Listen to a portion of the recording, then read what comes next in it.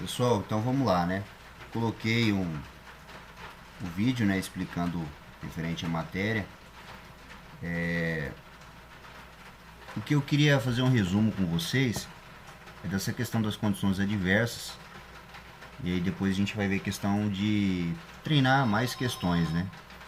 Você observa aí sobre as condições adversas, quais que são as principais, né? Quantas são? Se você verificar, ó, luz, tempo, via, trânsito, veículo, motorista, carga e passageiro. Oito tipos de condições adversas, certo? Dessas condições adversas aí, eu falo para vocês que tem mais probabilidade de cair em provas. Condição adversa de luz, que é aquela história, resumindo aqui, o ofuscamento e a penumbra. O que é o ofuscamento? O ofuscamento é o excesso de luz. O que é a penumbra? É a ausência de luz, tá? Então, essa condição adversa de luz é importante você lembrar. Condição adversa de tempo, chuva, neblina, cerração, tal. Condição adversa de tempo também é uma condição interessante de cair na prova, até porque quando a gente fala em condições adversas de tempo, vocês vão lembrar lá daquela parte que ele fala do que? Aquaplanagem ou hidroplanagem, tá? Então a aquaplanagem, ela acontece em qual condição? Condição adversa de tempo, chuva. Choveu, gera uma camada de água sobre o asfalto, sobre o solo, e aí o que vai acontecer? O veículo vai perder a aderência dos pneus ao solo, a pista vai se tornar como se fosse uma pista de gelo, e aí o veículo vai rodar. Pode gerar um capotamento ou um tombamento, já foi falado sobre isso. Então, condições adversas de tempo é muito interessante você tentar lembrar, porque a probabilidade de cair também é bastante. Outra condição adversa que eu falo que é muito importante é a condição adversa de via, tá? Lá em condição adversa de via eu falei que os animais na via é uma condição adversa, buracos na via é condição adversa, vegetação, né, o mato crescendo no meio da pavimentação, árvores tampando placas, sinalizações, isso é condição adversa de via, tá? Obras também, você está indo num trecho, de repente tem obras na via, e aí? É condição adversa de via. E isso cai na prova, tá? Lembrando, quando eu falei em condições adversas de via, você tem que lembrar também daquela situação das curvas, né? As curvas é considerado uma condição adversa de via. Se a pessoa entrar em alta velocidade em uma curva de forma errônea, o risco de um acidente é muito grande. E aí a gente leva lá para aquela situação da lei da física, as forças. Que forças? Força centrífuga. A força centrífuga nada mais é que o veículo ele sai da curva. Ele é arremessado para fora da pista, devido à força centrífuga. A força centrífuga, ela faz isso. Joga o veículo para fora. A força te empurra para fora. Agora, se for em uma curva, você rodar dentro da pista, dentro da curva, vai acontecer o que nós podemos chamar de força centrípeta. O que é a força centrípeta? É essa situação. O veículo ele é puxado, forçado para dentro da curva. Então ele pode rodar, ele pode perder o controle, né? E ser arremessado para dentro da curva. Então a força centrípeta é para dentro e a força centrífuga é para fora. Tranquilo. Então, ó, luz, tempo e via. São três aí muito importantes. Ah, e trânsito, professor, e veículo. Gente, não vou nem comentar, porque é bem tranquilo também. Se cair na prova, eu já falei sobre condições adversas de trânsito, de veículo, de motorista, carga, passageiro. Tá? O trânsito, congestionamento. Resumindo, é isso. O excesso de veículos na via gera congestionamento, é condição adversa de trânsito. Veículo, carga e passageiro, eu nem vou falar mais nada, tá? Então eu vou dar com prioridade condição adversa de luz, de tempo, de via e de motorista. Condição adversa de motorista é uma condição adversa aí muito sujeita a cair em provas, tá? É uma coisa muito falada, gente. A gente tem aí, ó, Operação Lei Seca, no Brasil inteiro, é constatado estatisticamente que bebida alcoólica na direção, sono na direção, a pessoa que utiliza de substâncias psicoativas, cara, são os grandes causadores de acidente de trânsito com óbitos. São os principais. Entendeu? Eu vou mostrar aqui a imagem que fala lá das condições adversas de motorista. Então, resumindo, luz, tempo, via e motorista. Tá? Luz, tempo, via e motorista são as 4 que eu aposto aí que caia nas provas. Então, aqui nós temos a imagem, né, de condições adversas de motorista. Você vê o condutor com sono. Ele pode estar com sono, talvez o excesso de trabalho. Ele está exausto. Imagina uma pessoa que tem 2, 3 serviços. Hoje em dia, com essa crise no Brasil, né, a maioria das pessoas aí é obrigado a ter mais de um emprego para ajudar a sustentar a família. Tá? Então, assim, o brasileiro não vive, a maioria deles sobrevive. Essa é a realidade nossa. Realidade cruel, mas é. Então, você observa o que? Se o cara está muito cansado, exausto, é uma condição adversa de motorista. Tá? Então, assim, você observa que o cara com sono, tá? Eu não estou dizendo aqui bebida alcoólica ou substância psicoativa, eu estou falando o cara é exausto, cansado, com sono. Tá? Você é ser humano, você vai sentir sono. Tá? Eu vou falar para vocês, tive 2 situações de pessoas que eu conheço. Tá? Um era um primo meu, tá? Que estava com muito sono, ele perdeu o controle, uma colisão violenta, que ele caiu numa ribanceira e, resumindo, ele ficou com sequelas gravíssimas devido a essa questão da condição adversa de motorista, né, do sono. A outra situação que teve foi um colega de serviço que estava com sono também, um plantão de 24 horas, ele saiu e dormiu na moto. E aí ele bateu no meio-fio e quebrou o pescoço. Então você observa que a condição adversa de motorista, quando eu falo sono, ela mata e mata muito. Então se você estiver com sono, não dirija. Não dirija, gente. Pelo amor de Deus, não dirija. Não corra esse risco. Tá? Arruma um jeito de dar uma descansada, tem que dar aquela cochilada e depois você vai. Mas não vai com sono porque o risco é muito grande. Tá? E aí tem a condição adversa de motorista quando a gente fala bebida alcoólica. Gente, bebida alcoólica todo mundo sabe. Bebida alcoólica e direção veicular não combina. É uma infração gravíssima, tá? Se for pego dirigindo, independente de você causar acidente ou não. Tá no Código de Trânsito Brasileiro, artigo 165 do CTB, e pode ser um crime de trânsito no artigo 306. Tá? Por que pode ser? Porque se você for pego dirigindo sob efeito de álcool, você é convidado a fazer um teste.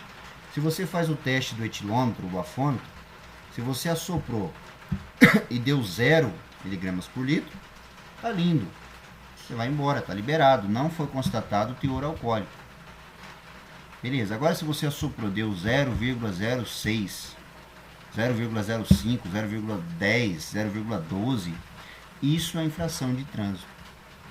A infração é gravíssima, o valor da multa R$ 2.934,70, uma paulada. Você é obrigado a fazer curso de reciclagem e a sua CNH será suspensa por um período de 12 meses, porque você cometeu a infração de trânsito de dirigir sob a influência do álcool. Tá? Agora, se você assoprou e no bafômetro o resultado deu 0,34 miligramas, 0,35, 0,36. É porque assim, a partir do 0,34, 35, 36, aí é considerado crime de trânsito. Aí o que acontece? Assoprou, deu 0,34, 0,35, 0,36, 0,40, aí é crime de trânsito. Se é crime de trânsito, o que vai acontecer?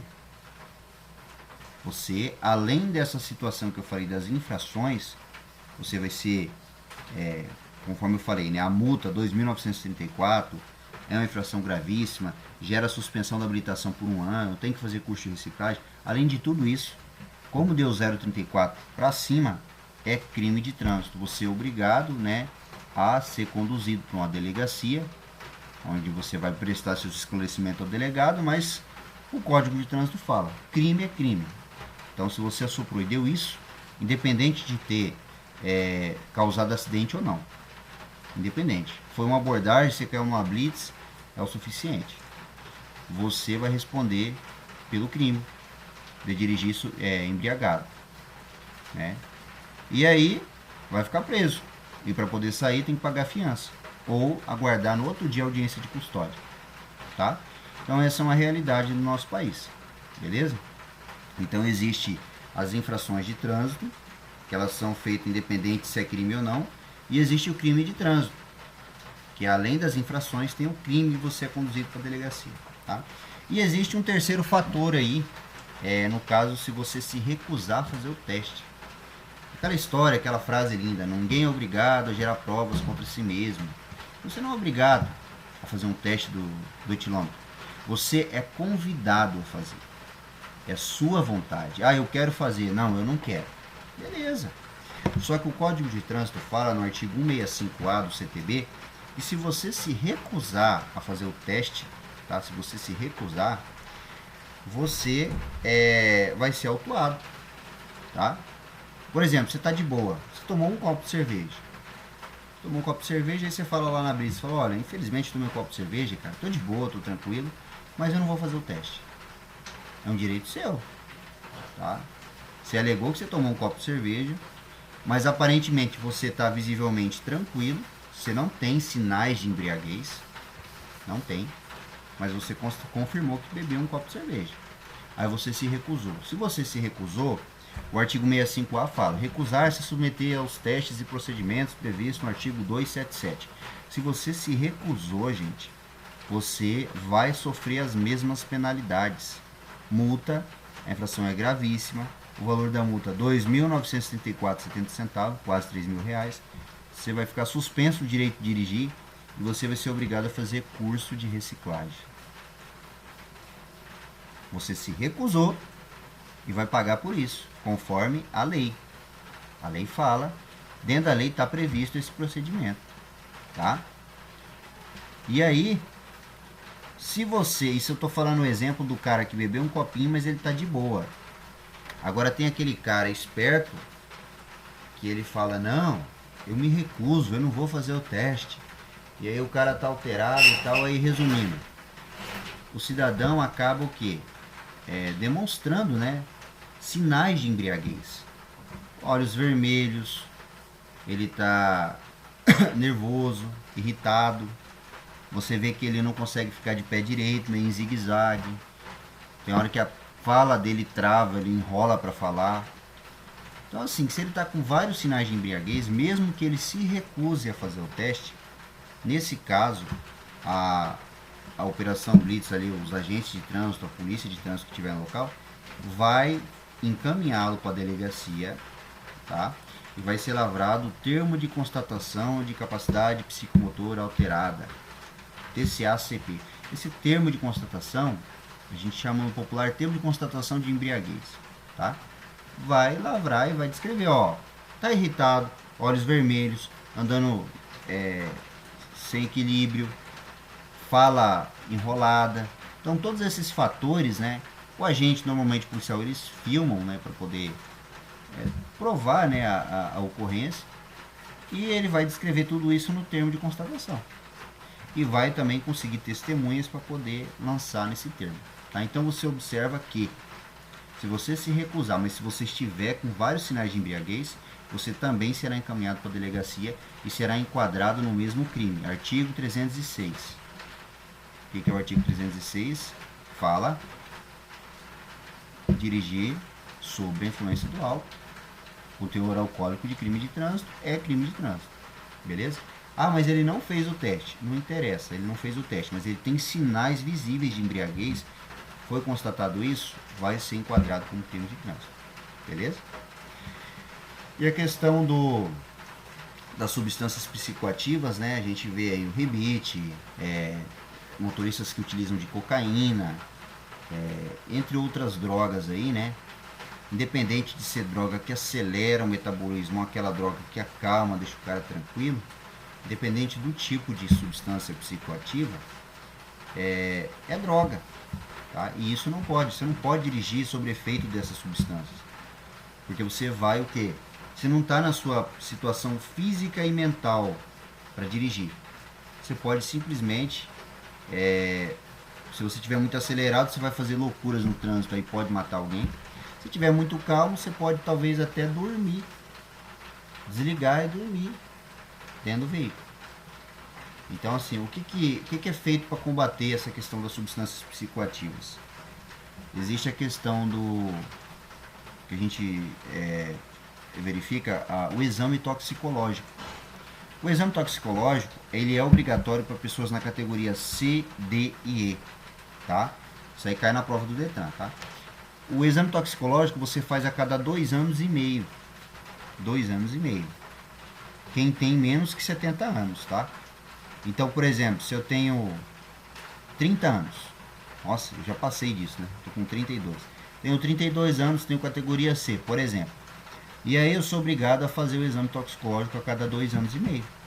Então, se a minha CNH eu vou renovar a cada 10 anos, eu vou fazer o toxicológico 4 vezes, porque eu tenho a categoria C. Ah, mas você exerce atividade remunerada, você é um profissional de carteira? Não, não sou profissional de carteira. Independente de você exercer atividade remunerada ou não, se você é um condutor e tem a categoria C, ou a categoria D, ou a categoria E, você é obrigado a fazer o exame toxicológico a cada 2 anos e meio. Independente se você trabalha com isso. E a pessoa que tenha mais de 70 anos, ela vai fazer o exame toxicológico a cada 3 anos. Tá? Então isso aí é importante. É uma forma de combater. Eu acho que o toxicológico não deveria ser um exame caro. Acho que não é tão caro hoje em dia, mas ainda é dinheiro, né? Ainda mais no que nós estamos vivendo. Mas eu acho que o toxicológico poderia ser colocado toda vez que você fosse renovar a habilitação, por exemplo. Independente da sua categoria, seria legal. Eu não tenho nada contra. Outra coisa, eles estão implantando, como tem o bafômetro, o etilômetro, que é para a questão de combater a questão do consumo de álcool. Eu ouvi falar, notícias aí, parece que a PRF está com um equipamento chamado drogômetro.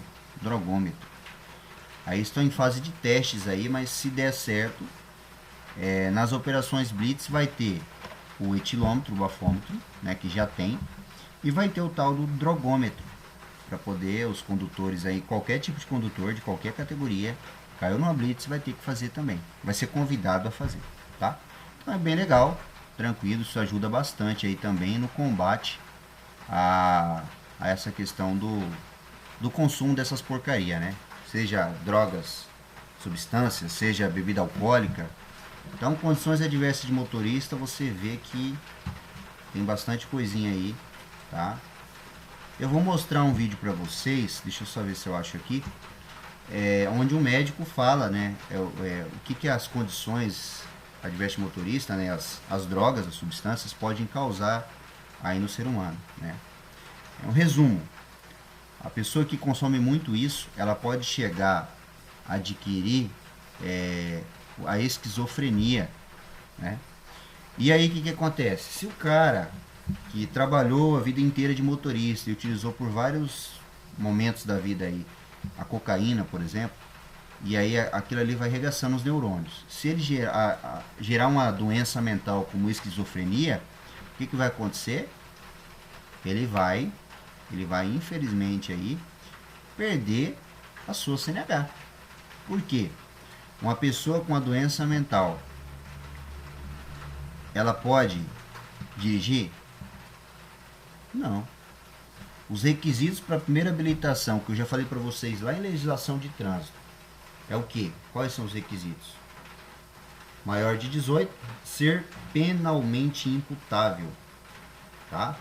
Então, no caso, o cara é motorista, é maior de 18, é óbvio, mas se ele adquirir uma doença mental grave nessa gravidade, ele não será mais penalmente imputável. Uma pessoa com esquizofrenia, ela não é imputável. Ela é inimputável. Ela não responde pelos atos. Por quê? Porque ela fica mentalmente incapaz. Ela depende de alguém ficar responsável por ela. E você acha que um cara com a doença de esquizofrenia, não interessa se ele dirigiu por 20 anos, se ele adquiriu essa doença, Você acha que o médico vai assinar lá, falando, não, tá apto, pode renovar a habilitação daqui 10 anos? Gente, se o cara tem esquizofrenia, ele vê coisas, ele... Bom, não vou nem entrar em detalhes da doença em si. Então, por isso, né, a pessoa não, se torna inimputável, ela não vai mais responder pelos atos, e por esse motivo, esse motorista que viveu a vida inteira dirigindo, devido à porcaria das drogas, ele vai perder o direito de dirigir.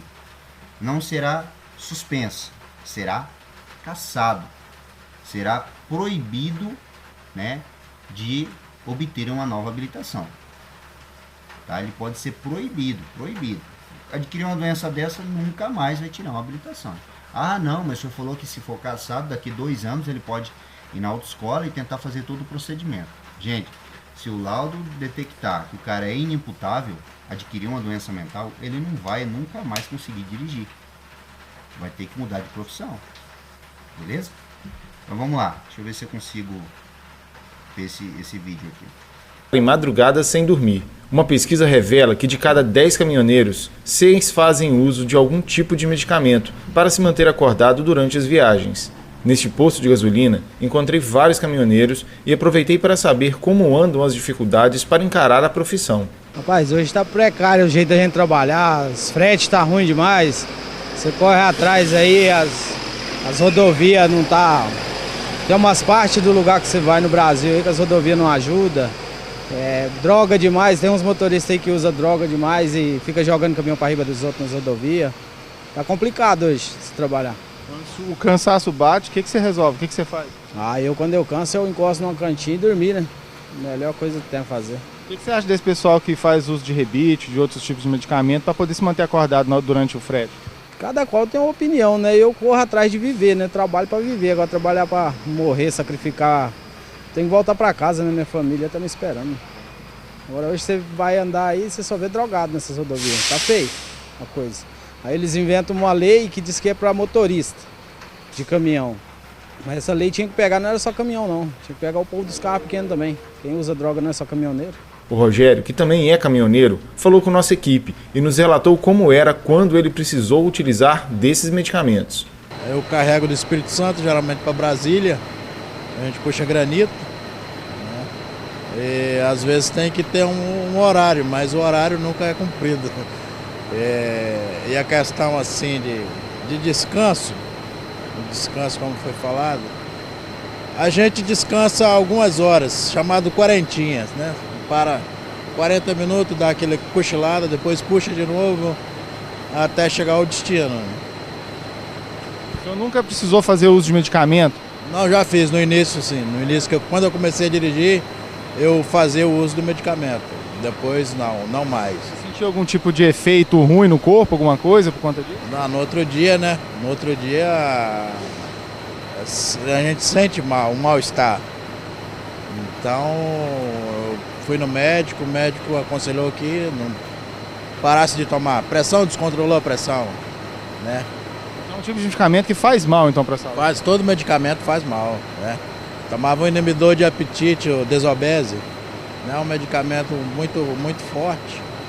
A gente tomava antes para cortar o sono, evitar o sono, né? Mas é ilusão, não vale a pena não. O mais indicado então é realmente descansar, tirar aquele tempo para descansar. Parar e descansar.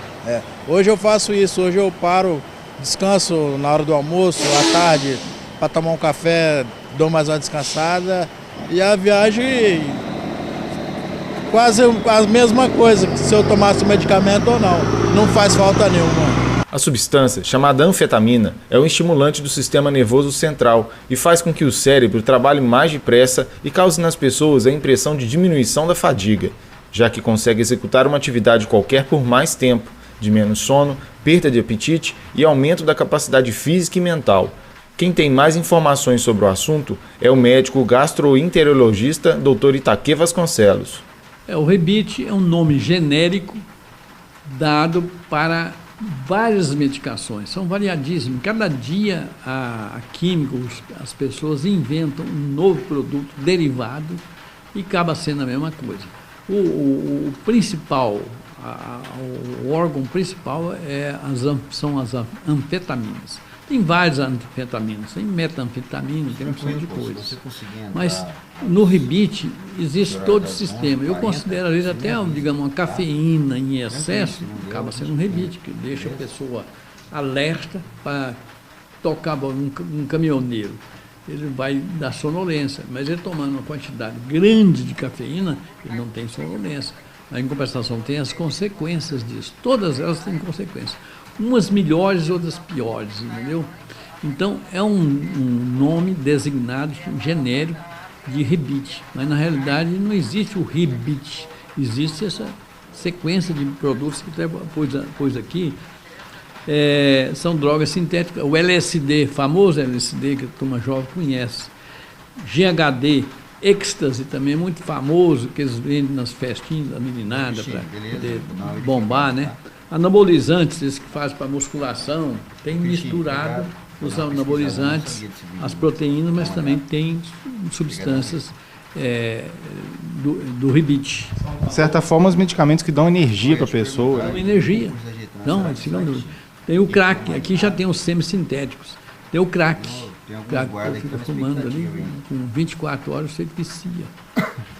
A cocaína, a famosa cocaína, que todo mundo sabe, é um rebite. O caminhoneiro que está drogado, está num rebite qualquer desses aí, não sei qual seja cocaína, qualquer coisa, ou seja, a anfetamina, ele fica entusiasmado. Fala, hoje eu vou tocar a noite toda, e mete o pé no que tem pressa de chegar para ganhar aquele dinheiro. Ele mete o pé, está lá, um caminhão a 160, 140 quilômetros, um caminhão carregado. Você vê de vez em quando nas estradas aí, bate em ônibus, mata 20, 30 pessoas, entendeu? Então, vai verificar, o cara está arrebitado. Então, é o grande perigo. Eu sou totalmente contra isso. Lesões cerebrais, esquizofrenia, leva a paranoia e tem uma série de outras doenças mentais que podem ser levadas pelo uso indiscriminado desses rebites. Seja cocaína, seja maconha, seja anfetamina, seja qualquer uma dessas coisas, levam com uso exagerado e contumaz. Então, leva lesões cerebrais, é o principal. E, além disso, na parte cardiológica, o cara que toma ou muita cafeína, uma cocaína, muita coisa, o anfetamina, o coração vai a 180 por hora. Então, o coração chama taquicardia. E se o cara tem uma pequena deficiência, ou já está meia idade, está sujeito a ser infartado ali naquele momento. Dá um infarto, tipo, se estiver num caminhão, tal. Se estiver na rua, ele cai no chão e morre. Então, o sistema cardiorrespiratório fica totalmente adulterado. Além do mental, que é o pior, porque o mental não se reverte. Se você toma isso, você está tendo taquicardia, vai no cardiologista, dá um remédio para e elimina a possibilidade do uso do rebite, ele volta ao normal. O coração não vai ficar alterado, não. Entendeu? Mas o cérebro, se altera e não volta ao normal. Ele vai ser sempre um lesado. Então, pessoal, aí vocês viram o vídeo. Eu acho muito legal esse vídeo aí, essa explicação, principalmente essa parte final, né, que o médico explica essa questão da pessoa se tornar um lesado, né, devido à utilização aí desses medicamentos, dessas drogas, dessas substâncias, né. Aí ele ainda deu exemplos, cocaína, entre outras drogas aí, né. Então, gente, condição adversa de motorista é uma das situações que mais mata no trânsito, tá? Então, aquela história, se você não estiver bem, tá com muito sono, você trabalhou muito, tá cansado, descansa, não vai, chama um aplicativo, vai de Uber, vai dormindo, mas não assuma o risco de dirigir. Eu perdi 2 pessoas que eu conheço, perdi, porque um sobreviveu, mas é outro ser humano, você olha pra ele, é outra pessoa, o cara não tem nada a ver com aquele meu amigo do passado, e o outro, infelizmente, veio a óbito, porque ele estava com sono. Conheço também histórias aí a gente vê todo dia nas notícias do nosso país, alcoolizado aí que causa acidente, vai a óbito, ou mata alguém inocente que não tinha nada a ver com a história. Então, voltando à parte de direção defensiva, condições adversas de motorista é um assunto muito importante e eu acredito que caia em provas do Detran, tá? Alguns alunos meus que já fizeram prova falam para mim, ó, professor, caiu tal situação aí de direção defensiva. Então, é um assunto polêmico, mas é muito importante a gente estar ciente, não somente para a prova do Detran, tá? Eu quero que vocês estejam preparados para a vida. Hoje em dia tem aplicativo, hoje em dia tem um amigo motorista da rodada, tem a esposa, o namorado, sei lá.